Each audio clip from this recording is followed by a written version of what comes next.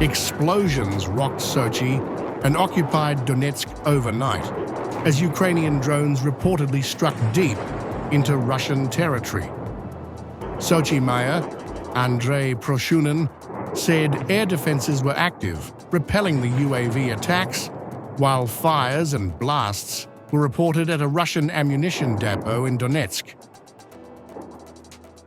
Ukraine has escalated attacks inside Russia, targeting military infrastructure and energy facilities.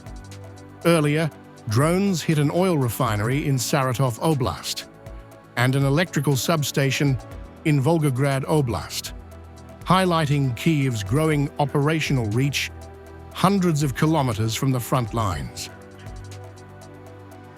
Moscow confirmed ongoing offensives in Sumy, Kharkiv, and Donetsk. The Russian Defense Ministry reported destruction of Ukrainian armored vehicles, air defense systems, tactical drones, and strikes on transport infrastructure supporting Kyiv's forces. Russian officials accused Ukraine of planning attacks with Western backing.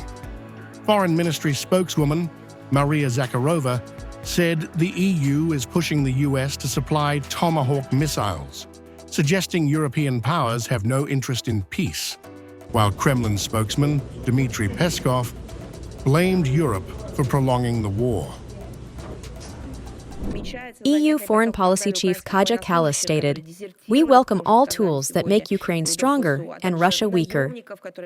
Today, on October 15th, at NATO headquarters in Brussels, the 31st meeting of the so-called Contact Group for Ukraine's Defense Aid, the Ramstein format, is being co-chaired by the UK and Germany. All this serves as yet another convincing evidence to the lack of political will for peace in the West, something they often like to discuss. As for the political will for peace from the Kyiv regime, it is not even a consideration. By deliberately prolonging the conflict, they pursue their narrow self-interests, aim to prevent the collapse of the world order they have created, and inflict maximum damage on our country without considering the inevitable consequences, including for themselves. Russian Foreign Minister Sergei Lavrov warned that sending Tomahawk missiles to Ukraine would severely damage U.S. Russia relations and trigger the most dangerous tensions. Moscow continues to insist that it remains open to political and diplomatic solutions.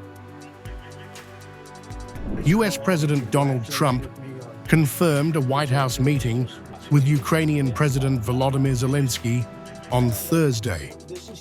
Discussions are expected to focus on Ukraine's request for Tomahawk missiles, though Trump has not made a final decision.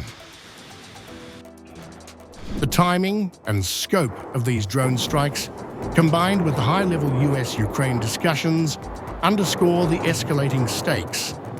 Ukraine seeks to pressure Moscow while Washington navigates the delicate balance between supporting Kyiv and preventing a direct confrontation with Russia. As explosions shake Russian cities and international diplomacy intensifies, the conflict edges closer to a pivotal moment. Military operations and geopolitical maneuvering are converging, leaving Europe and the world watching a war that shows no signs of slowing.